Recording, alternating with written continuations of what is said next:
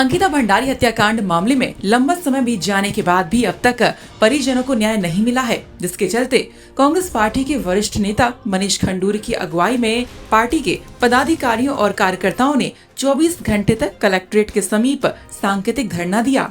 इस दौरान मनीष खंडूरी ने भूख हड़ताल भी की। ये सांकेतिक धरना बुधवार से लेकर गुरुवार तक 24 घंटे तक चला। मनीष खंडूरी ने बताया कि उनके गांव के समीप गांव की रहने वाली अंकिता भंडारी को अब तक न्याय नहीं मिल पाया है।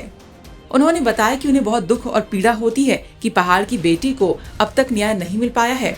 वो सरकार से लगातार मांग कर रहे हैं कि उन्हें न्याय दिलाया जाए, लेकिन सरकार इस पर कोई सकारात्मक निर्णय नहीं ले रही है।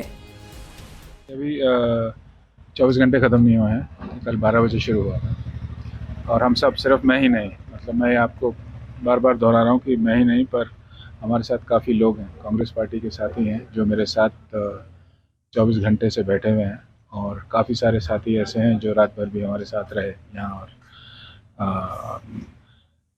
इस कलेक्ट्रेट के सामने। तो देखिए, जो सबसे पहले तो हमारी जो सबसे बड़ी मांग होगी कि अंकिता को न्याय दिया जाए, जो उसकी आत्मा जो उसको न्याय दिया जाए, उसको शांति मिले।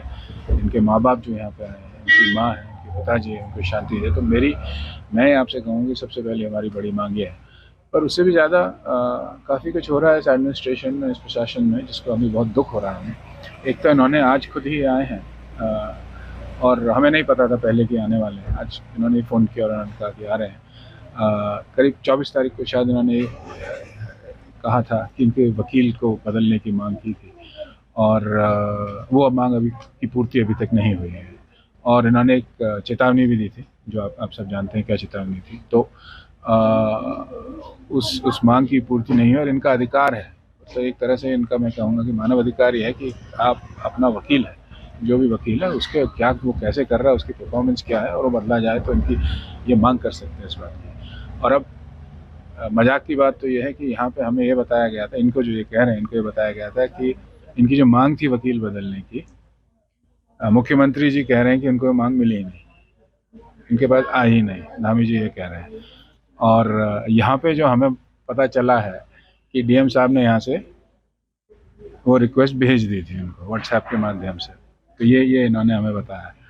तो ये एक तरह से अब मुझे समझ नहीं आ रहा है कि अब ये क्या कर रहे हैं, क्यों खिलवाड़ कर रहे हैं बच्ची के साथ, उसके जो हो चुका है क्यों खिलवाड़ कर रहे हैं। और ये जो हमने प्रदर्शन किया, धरना प्रदर्शन कह लीजिए, एक सांकेतिक हमने किया है, ये एक चेतावनी भी है।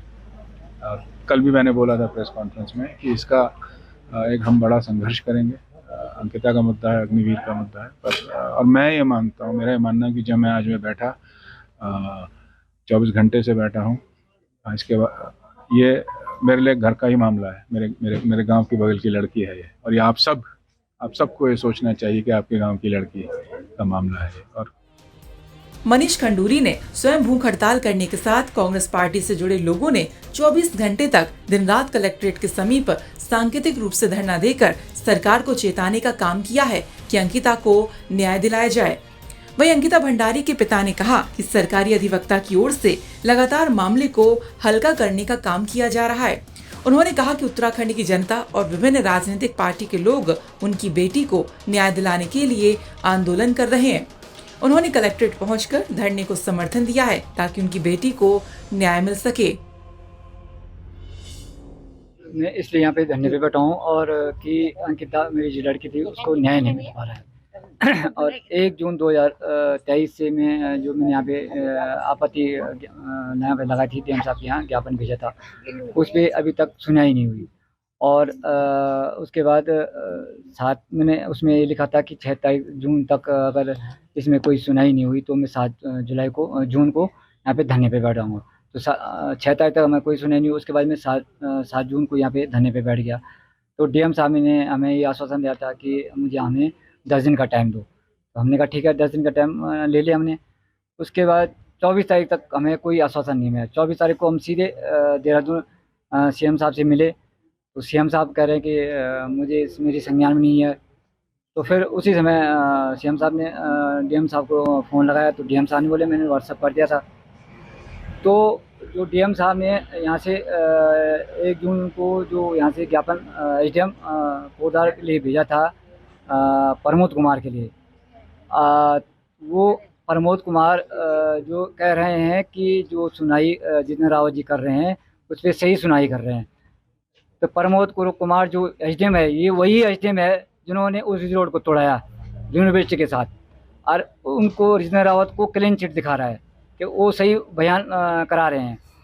तो सबसे पहले ये है कि जब तक जितेंद्र रावत को हटाया नहीं जाएगा तब तक कोई सी भी गवाह की बयान वहाँ पे नहीं किए जाएंगे, और ये मार जबरदस्ती वहाँ पे करा रहे हैं।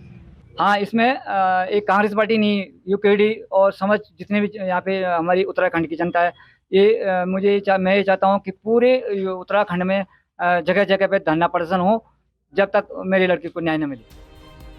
पौड़ी से सिद्धांत उनियाल की रिपोर्ट।